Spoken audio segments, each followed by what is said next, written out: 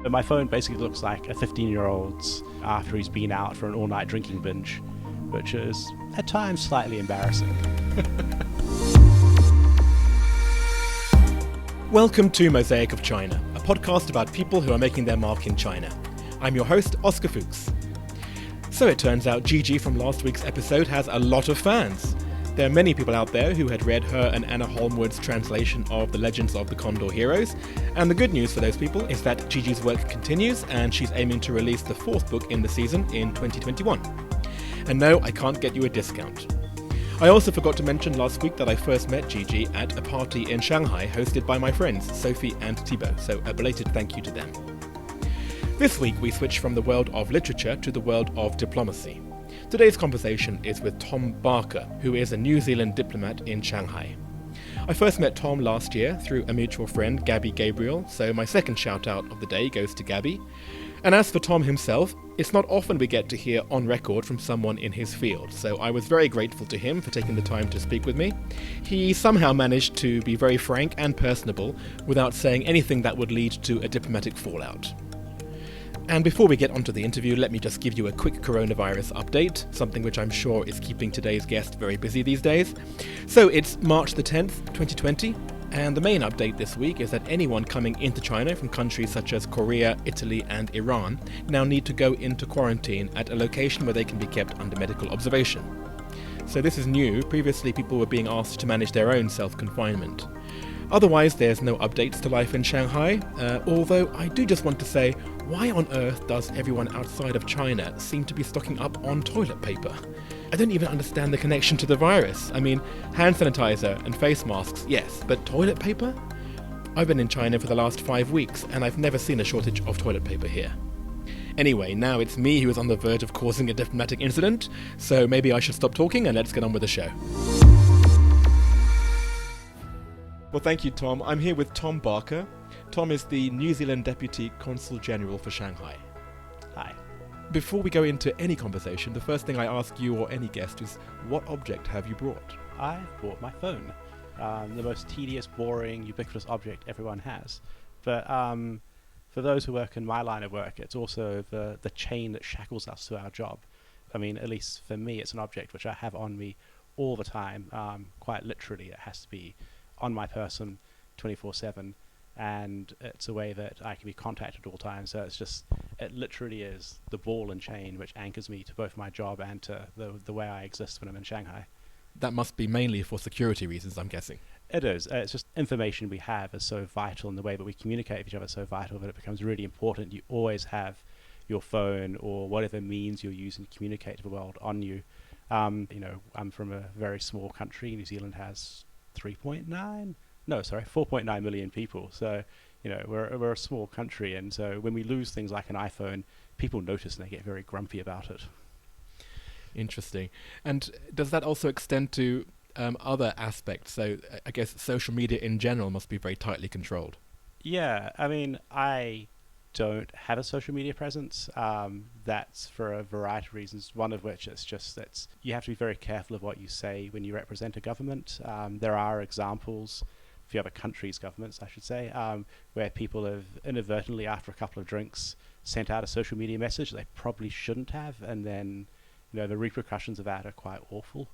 Well, personally awful. For the rest of us in the world, fairly hilarious. But and so I try to sort of restrict what I do as much as possible, and one way you can restrict that is just by keeping yourself as low-key as possible. So we have our official social media presence, which we mediate and moderate through a variety of checks and balances, most of which are just the usual tedious things where you'll write something and then 9 people above you will vet it, edit it, and correct it. That's just any bureaucracy. But personally, I don't do much in the way of social media. So I have WeChat, but I have a very limited amount of people on it. I have Facebook that I think just my parents are on, and I think that's all I have. Right. Let's go back to the phone then, seeing as it's the object you brought. I mean, this phone is a very typical sort of bureaucratic device. It's a black iPhone, black because people who like to imagine we exist in the shadows, actually we kind of more exist in the beige or the grey. And I mean, the one thing that's kind of unusual about it, I guess, is that it has a security screen which prevents anyone from seeing what I'm reading from other sides. But because these things are invented by bureaucracies, the security screen is quite large. It sticks up quite a bit further, which means that none of the iPhone covers and protective devices work very well on it. So every time I put it down, it gets scratched. Every time the phone falls, it gets scratched. So my phone basically looks like a 15-year-old's after he's been out for an all-night drinking binge, which is at times slightly embarrassing. Well, obviously the first thing that comes to my mind when I think of a New Zealand diplomat is Flight of the Conchords. You're nodding knowingly over there. Yeah, I mean, it's a reference you hear quite often. I mean, sadly, it's not that inaccurate. Our consulates are usually just 2 or 3 people. We often do have a man called Murray. So Flight of the Conchords, I mean, from my perspective as a New Zealander, was just an iconic skit show. But they got picked up by HBO, and I have to admit, I've only ever seen a couple of her HBO shows because I've never lived in the right countries to be able to watch it when they were on. But one of the ongoing conceits of it was they were based in the US, and they would go into the Consulate-General's office in the US, and it would be basically a tiny wardrobe-sized office with a man called Murray, who was the official diplomat of record, who would then give them very bad advice.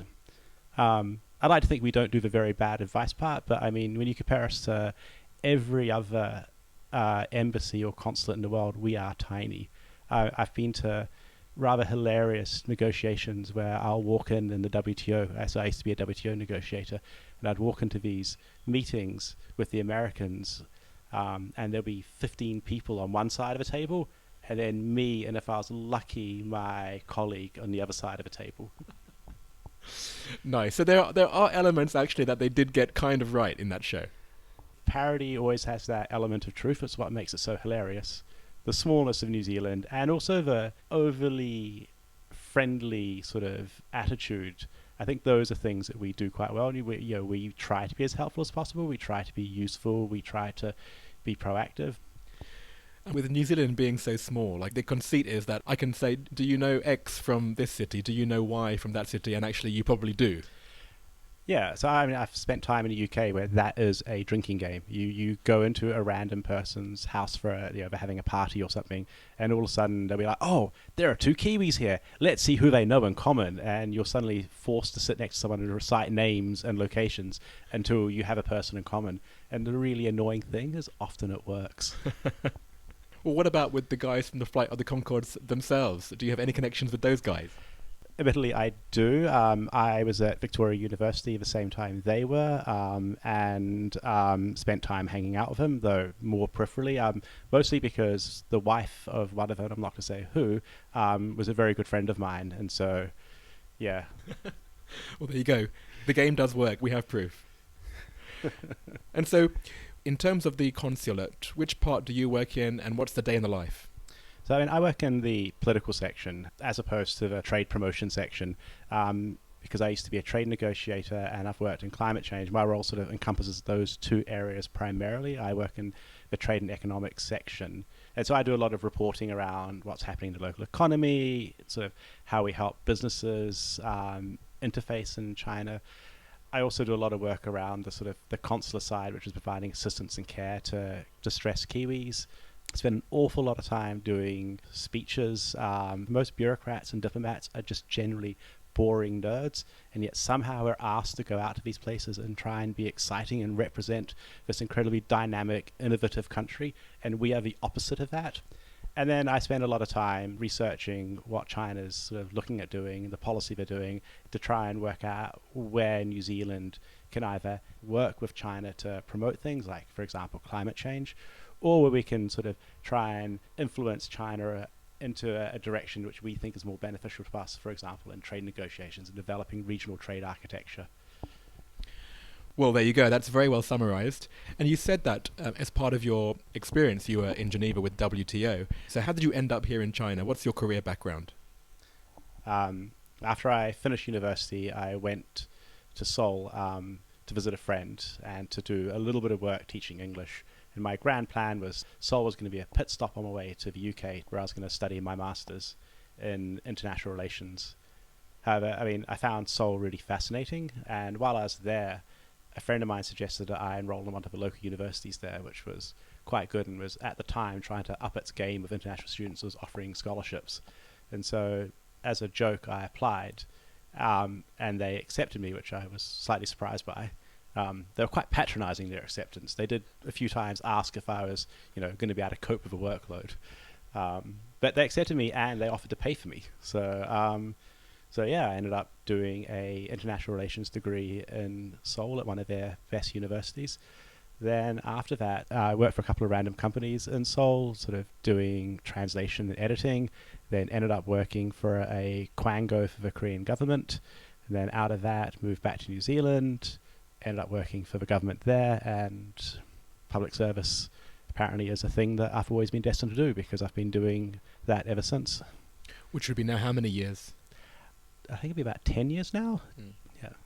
And after your experience in Korea, did you come to China with certain assumptions that you thought, okay, well, there could be similarities because it's a Confucianist society, which actually weren't the same as you experienced in Korea? No, that's exactly right. I thought that actually, yes, China would be quite similar to Korea. It would have that real Confucian sort of component to it, that driving ethos and thought, and it doesn't. Confucianism has really well and truly been erased in this country by the last 70 odd years of socialism / communism, whatever you want to call it. You surprised me, actually, that you say it's been wiped out, because in my experience, especially when I talk to Chinese people, they still are quite proud of that Confucianist heritage, and they'll still link it back. And I think what I've heard is that there's a layering above Confucianism, but it's interesting to hear that actually you think it's been wiped out entirely. Well, you don't see the same level of sort of adherence to ritual and protocol. So you do see some of it. So you do, it's probably not fair to say it's been wiped out. I think the discipline part is still sort of adhered to quite strongly. And you see that side of Confucianism in a lot of the way government works here, a lot of the way corporate culture works here, and that sort of... and a really good example of that, actually, just thinking about recent changes in Shanghai, is the way they're rolling out the recycling rules or the waste management rules, where it's a discipline-orientated system. You get it right and you're fine. You get it wrong and you're punished. And it's about that almost ritualistic discipline. But I mean, if you go beyond that, which I think is just a cultural remnant, which sort of just hangs around the same way that all Anglos in the UK are essentially Christian by moral and ethic, but not by practice or faith, or not necessarily by practice or faith. Some of them might be. Confucianism doesn't really exist here. You don't see the same level of adherence to age and protocol and that hierarchy that you see in Korea, where Confucianism still exists in quite a strong way. You definitely don't see the household structure being organized in the same way. It's uncommon to hear of men in Korea cooking for their families at night. And here in China, I work with a bunch of men who do go home and cook for their families on a regular basis, because that in China is a thing that men do.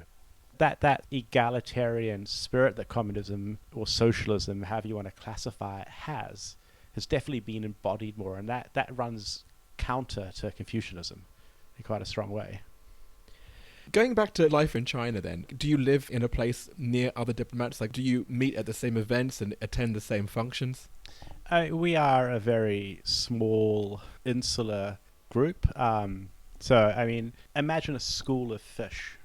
They're all grey and shiny, and that's kind of us. You know where we are because we hang out a lot together. Not necessarily socially, but definitely at work events. I see the same 8 or 9 poor souls at most things I go to. We develop camaraderie. Going back to something you said earlier, when you said part of your job is to help Kiwis who are in distress. Yeah, they're never good stories. If they're coming to us, it's particularly bad. Most people, particularly in the West, have a sort of aversion to involving government in their life. So if I get involved in it, it tends to be because it's either a criminal matter or it's just generally something that's awful enough that requires a diplomat being involved.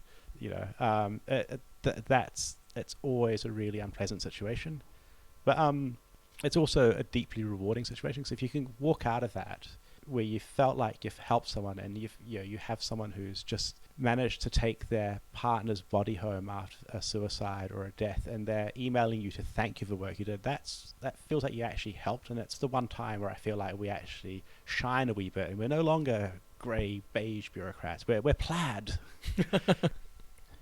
What about other situations? I mean, the one of the fun things about being a diplomat is you do get to do all sorts of different things you never thought you'd do, and it's fun in that it's rewarding and challenging. It's not always at the time fun. So yeah, I've had the joy of being almost urinated on in an airplane, which was just one of those joys where at the time you're just utterly horrified and you hate all humanity, but it makes a really good bar story. Well, thanks so much for your time, Tom. That was really interesting. Now to part 2. Cool. Question 1.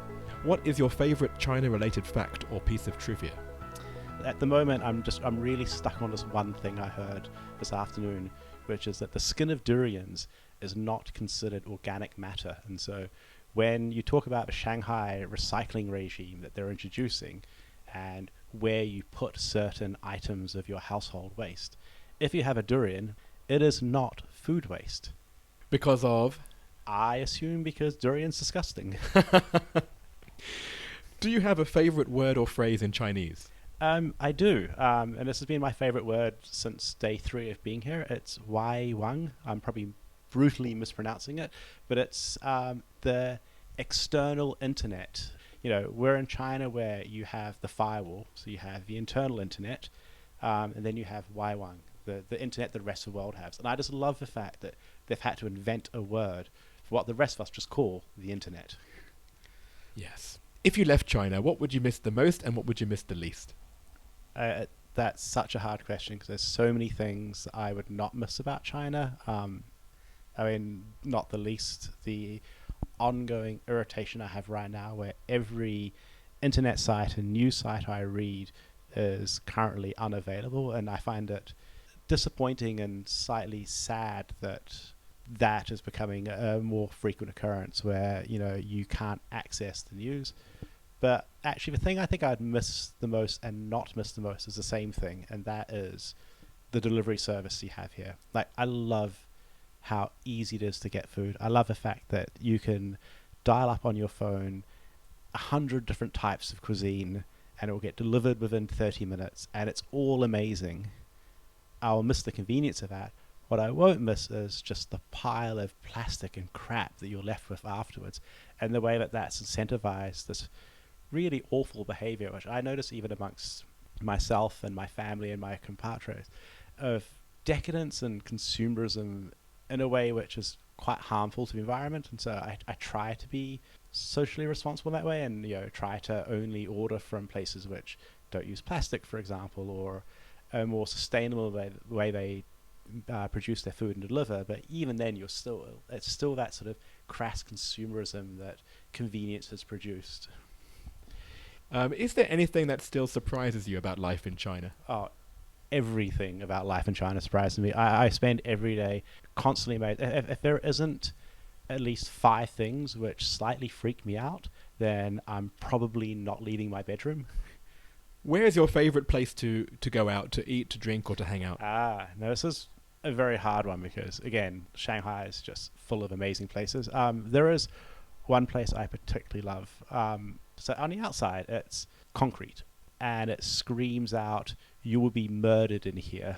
Like, for example, its name, as far as I was aware for ages, was Cocktail. Cocktail, very faded. But one day we were desperate for somewhere to have a drink. Our kids had been really bratty all day. We were just really frazzled, but we didn't really want to go anywhere. So I saw that place. I saw it was open. The lights were finally on for the first time that we would walk past it. So we went in, and inside it was just this amazing, clean, semi-welcoming environment where someone had clearly really been into the Beatles, and it just embraced the sort of the 60s mod vibe in a really bizarre way. So it turns out the bar's called Beagle. Beagle, never heard of it. No, you can still smoke all you want inside. That's the downside. But the cocktails, they were so annoyingly good. What is the best or worst purchase you've made in China? I've only had 2 really bad experiences buying things here, and both of them have been like buying things online, because who shops in person these days? One time I ordered something and it just never arrived, which is disappointing, but I also only spent 10 kwai, so I didn't actually care. But another time I ordered, because I was desperate to get it, a bicycle repair kit, because my bike's tire had stopped working properly, and I was like trying to work out why, and I was like, it's probably just got a flat somewhere. I'll get the repair kit, I'll rip out the tire, and I'll work out what's going wrong. So I ordered this thing. They promised they'd deliver it the next day, and sure enough, the next day something arrived, but it was just a tube of glue. But not even bicycle glue, just glue. So that was probably the worst. Wow. Well, I mean, you can fix a bike with glue. I can see the logic. I quite like using my hands. I mean, it's the one thing I do miss about here. So I'm not a handy person. Don't think that I'm good at these things. But like one of the things I was very proud of in New Zealand was building a deck in the back of our house. Like the deck is terrifying, and so I wouldn't like ever like try to get any awards for how well it's built. But it was really fun building it. I'm very disappointed by how you pronounce that word. With your Kiwi accent, I was expecting something a lot funnier. What's your favourite WeChat sticker? So unfortunately, I don't use stickers. So Barack Obama, in 2008, when he was elected president, was the first president to ever be given a phone. And he wrote messages on his phone in proper prose. So he would write full sentences, never abbreviate anything. So yeah, I was quite inspired by that. And I had a couple of friends who were also sort of along that pedantic line. And the look of disdain when I would send a smiley face was enough that I've just never been able to do it. I keep on wanting to. I see these people who do it. But then in my line of work, like the emoji could be misread in so many ways, and it would be quite hilarious. I mean, I really wish I could, because it would be so fun to just put up a bring it sticker or something and see what would happen. But then, yeah, it would be awkward. Yeah, I guess if there's one profession where I can forgive you for not using stickers, it would be yours. But I am still disappointed. Just can you imagine a 65-year-old ambassador trying to navigate which is the appropriate emoji? Do you use waving cornfield, or do you use a hot dog in this aubergine? Okay, what about this question then? Is this within your diplomatic parameters? What is your go-to song to sing at KTV? I have done Noraebang, which is the Korean version of KTV. I sing in the way that a diplomatic personality should, so dogs howl and screech in the distance. So I try not to do it very often, but my song of choice is Psy's Champion, which is a song he did, I think, in 2004 or 5, right before he got banned from Korean media for smoking marijuana. Well, you're certainly burnishing your Korean credentials right there, which is funny since we're not in Korea, actually, Tom. No, well, I need to find a good Chinese song. And finally, what other China-related media or sources of information do you rely on?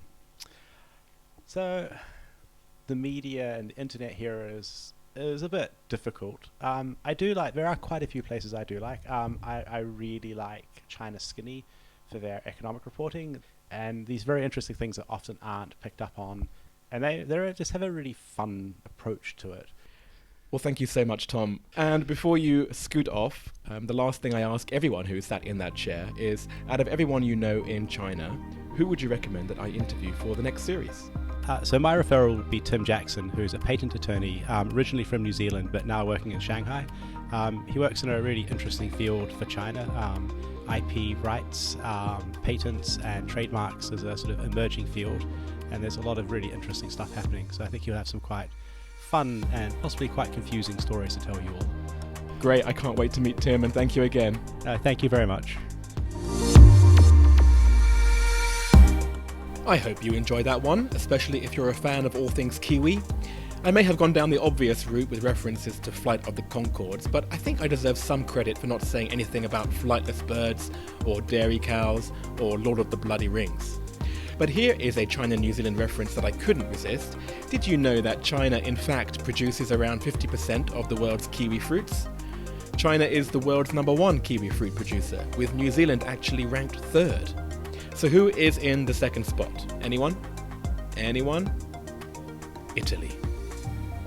Lots of photos from today's episode. Please check out Mosaic of China on Instagram or Facebook, or join the community on WeChat by adding me on my ID, s01e25, and I'll add you there myself. There is Tom's object, his battered phone. There are photos that he shared with me from his days at the WTO in Geneva, as well as some other everyday images from life as a New Zealand diplomat. And I've also included an image which describes Tom's favourite word or phrase, Wai Wang, which actually comes from Guo Wai Wang Luo, the internet outside of China. Apart from all the other details that we covered, the one thing in particular that I'd like to hear from you about is if you have any strong opinions on whether China is in fact still a Confucianist society or not. If you had any examples of things that you've experienced in the workplace or just in everyday life that makes you believe one way or the other, then it would be great to hear from you about it. Mosaic of China is me, Oscar Fuchs, artwork by Denny Newell, and extra support from Milo de Prieto and Alston Gong. We have another artistic episode coming up next week, so I'll see you then.